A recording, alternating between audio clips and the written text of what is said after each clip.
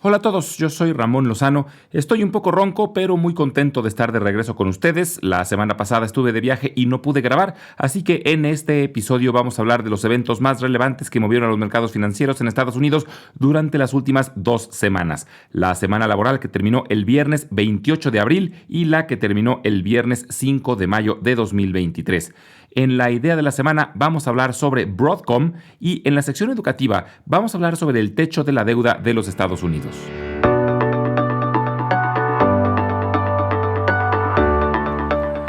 Fueron 2 semanas con mucha información, pero finalmente el Dow Jones y el Standard & Poor's 500 terminaron prácticamente sin cambios. El Nasdaq fue el único que tuvo un ligero resultado positivo, subiendo el 1.3%. La Fed volvió a tomar el centro de los reflectores, pero sin mayores sorpresas. De nuevo elevó su tasa de referencia en 25 puntos base, ya se encuentra por arriba del 5%. Y mencionaron que por ahora no tienen contemplado seguirla subiendo, van a esperar y ver el efecto que los incrementos han tenido sobre la economía para ver si es suficiente. También mencionaron que es probable que las quiebras bancarias recientes tengan repercusiones en la economía, sobre todo en el otorgamiento de créditos, y probablemente sus efectos se empiecen a ver en los próximos meses. Así que la Fed estará en un momento de esperar y analizar sin comprometerse. Y es que la crisis bancaria no se ha terminado del todo. Después de las quiebras de Silicon Valley Bank y Signature Bank, había un tercer banco en problemas que era First Republic Bank. Finalmente, este banco terminó por colapsar y sus activos fueron asegurados por el gobierno e inmediatamente vendidos a JP Morgan Chase. Y típicamente, el gobierno no dejaría que un banco con tanto poder como JP Morgan adquiriera a uno más pequeño, porque sería visto como una práctica anticompetitiva, una práctica monopólica. Pero en estos casos, el gobierno prefiere autorizar la operación para no tener que rescatar todos los depósitos de los usuarios del banco. Y eran muy pocos los bancos con la capacidad económica para comprar a First Republic, así que fue vendido al más grande de todos, que es JP Morgan Chase. Pero esto, de nuevo, reaviva el nerviosismo sobre si otros bancos medianos se pudieran contagiar de la fuga de depósitos, que ya causó el colapso en 3 bancos. Por esto, las acciones de muchos bancos regionales cayeron de forma dramática de nueva cuenta. Algunos vieron sus acciones caer más del 50%, aunque recuperaron buena parte de las pérdidas. Un reporte que sorprendió a muchos analistas fue el relacionado con el mercado laboral. Durante el mes de abril se crearon más de 253,000 nuevos empleos y el índice de desempleo bajó a 3.4%, su nivel más bajo desde 1969. Y sorprende que aún con los incrementos en las tasas de interés y los despidos masivos en varias empresas tecnológicas, el mercado laboral siga tan robusto. Pero esto le quita argumentos a las personas que dicen que una recesión es inminente e inevitable. Por lo menos en el corto plazo, el mercado laboral ha mostrado mucha resiliencia. También fue una semana muy intensa en cuanto a reportes trimestrales. De hecho, fueron las 2 semanas más intensas de este trimestre. Ya han reportado más del 85% de las empresas y el balance fue ligeramente mejor de lo esperado. Fue el turno de las gigantes de la tecnología.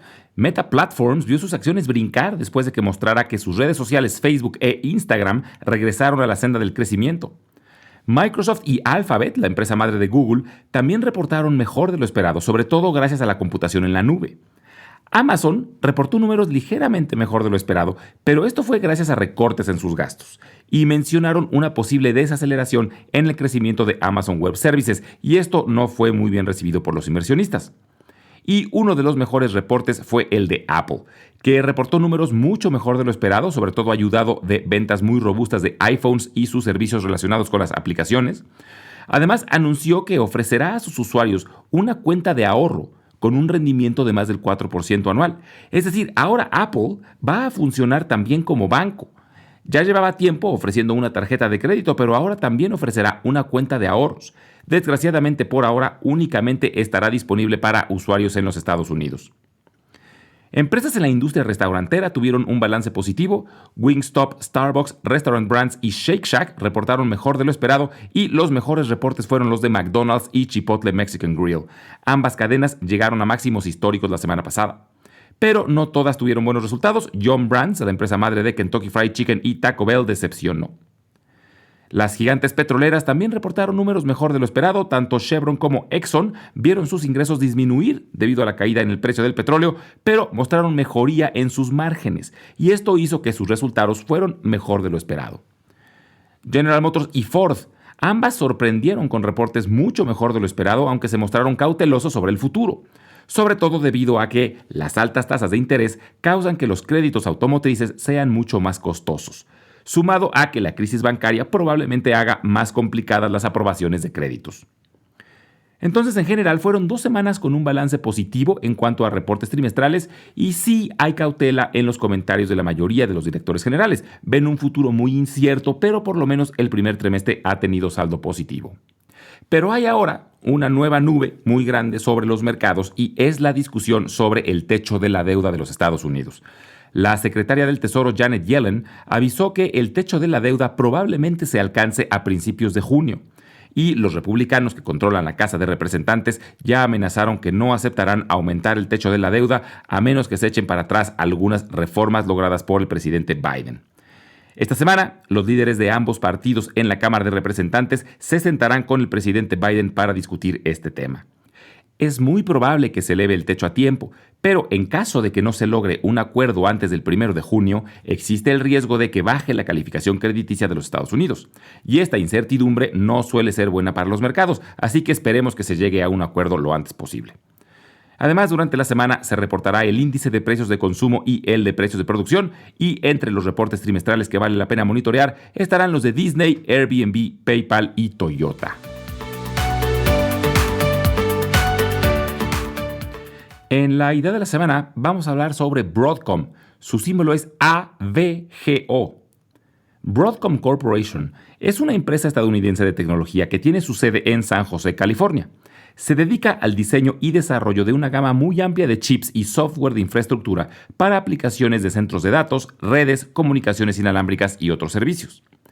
La empresa actual se forma de la fusión de 2 empresas, Broadcom Corporation y Avago Technologies, y después de la fusión mantuvieron el nombre de Broadcom, pero se quedó con el símbolo de Avago, por eso su símbolo es AVGO. Avago era originalmente la división de semiconductores de Hewlett Packard, pero fue separada de la empresa en 1999 y en 2015 se fusionó con Broadcom para formar la nueva empresa. Broadcom es una empresa bastante desconocida, pero es muy grande. Tiene más de 20,000 empleados y su valor de mercado es de más de $260,000 millones. Por ponerla en contexto, es más valiosa que Walmart o que Coca-Cola.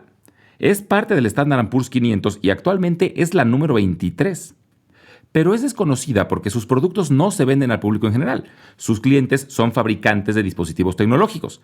Por ejemplo, desarrollan chips para conexiones de Wi-Fi usados en celulares, computadoras y televisiones, equipos de redes para sistemas de comunicaciones empresariales, etc. Sus clientes son, por ejemplo, Apple, Cisco, Hewlett Packard, Dell, IBM, Samsung, Sony, etc. Y es parte de las empresas conocidas como Fabless Companies, lo que se traduciría como empresas sin fábricas. Únicamente diseñan y desarrollan la tecnología, pero toda la fabricación la subcontratan a otras empresas como Global Foundries o Taiwan Semiconductor. Además de que también desarrollan software. Actualmente aproximadamente el 73% es desarrollo de chips y el 27% desarrollo de software. Esta es la tercera empresa de chips de la que hablamos en este podcast. Las primeras 2, Nvidia y AMD, tienen prospectos de crecimiento más acelerado y eso las suele hacer más volátiles. Broadcom, por el contrario, tiene prospectos de crecimiento más moderados, pero su desempeño ha sido muy bueno a través de los años y ha mostrado que su oferta de productos tiene una fuerte demanda y se ve menos afectada durante periodos de desaceleración.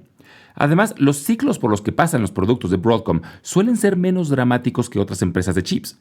Por esta razón, sus acciones suelen ser menos volátiles. También esto ha hecho que paguen un dividendo muy confiable. Actualmente está cerca del 3% anual. Son pocas las empresas tecnológicas que pagan dividendos tan grandes. Y lleva 11 años consecutivos subiendo su dividendo. Este año ya subieron su dividendo 12%. Y por estas razones es que vale la pena tener a Broadcom en el radar.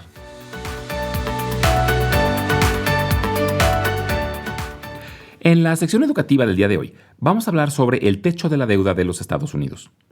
Hemos hablado anteriormente que los países piden dinero prestado a través de la emisión de bonos. En el caso de los Estados Unidos es a través de los bonos del Tesoro, pero no pueden emitir cualquier cantidad de bonos. La cantidad máxima que los Estados Unidos tiene permitido endeudarse se le conoce como el techo de la deuda, que es un límite impuesto por el Congreso y tiene el objetivo de controlar las finanzas del país y que la deuda no se vaya a disparar de forma incontrolable. El techo de la deuda se instauró en 1917. Anteriormente, el Congreso debía aprobar cada vez que el gobierno federal quisiera emitir bonos. Con el techo de la deuda, el gobierno puede emitir deuda nueva siempre y cuando no sobrepase el límite establecido por el Congreso. Cuando el techo de la deuda se alcanza, el gobierno ya no puede incrementar su deuda y esto puede generar problemas catastróficos. Corre el riesgo de no poder cumplir con sus obligaciones financieras y podría darse el caso de que el gobierno no tenga dinero para pagar los bonos que ha emitido. Y esto sería gravísimo, ya que se perdería la confianza en el gobierno norteamericano y subiría sustancialmente el costo de su deuda. Para evitar esto, cuando la deuda está muy cerca de llegar al techo, el Congreso eleva el techo de la deuda para darle al gobierno mayor margen de maniobra. Esto hace parecer que el techo es inútil, ya que cada vez que la deuda se acerca al techo, el Congreso la eleva. De hecho, desde 1962, el techo de la deuda se ha elevado 75 veces. Desde 2001 se ha elevado 11 veces. Pero finalmente es una forma de que el gobierno no pueda endeudarse de forma indefinida sin aprobación del Congreso. Además, el techo de la deuda es una cantidad fija, pero generalmente para saber el tamaño de la deuda no se usa la cantidad, sino se compara con el tamaño de la economía, o sea, se analiza el porcentaje de la deuda comparada con el Producto Interno Bruto. Y si el PIB crece, tiene sentido que el techo de la deuda también crezca, aunque en los Estados Unidos el tamaño de la deuda es muy grande.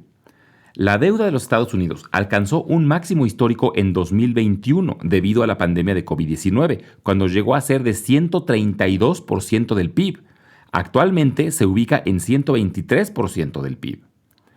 Y todo el tema del techo de la deuda en realidad es un problema político. En Estados Unidos solo hay dos partidos, y en ocasiones el presidente es de un partido, pero el Congreso está controlado por el otro partido. A esto se le conoce como gobierno dividido. Esto hace que el Congreso amenace con no elevar el techo de la deuda para obtener concesiones de parte del gobierno federal. Tanto Bill Clinton como Barack Obama tuvieron gobierno dividido en su segundo periodo y en ambas ocasiones el Congreso controlado por los republicanos amenazó con no elevar el techo de la deuda a menos que el presidente cediera. Ambos presidentes tuvieron que cerrar durante semanas todas las oficinas no prioritarias del gobierno para tener ahorros y no sobrepasar el techo de la deuda hasta que finalmente llegaron a un acuerdo. Con Donald Trump se elevó el techo de la deuda en 2 ocasiones, pero como el Congreso estaba controlado por su mismo partido, no hubo mayor discusión. Actualmente el presidente Joe Biden es demócrata, pero la Casa de Representantes tiene mayoría republicana y por eso de nuevo el techo de la deuda está siendo un tema. Los republicanos buscan presionar al gobierno del presidente Biden para que eche para atrás algunas de sus reformas.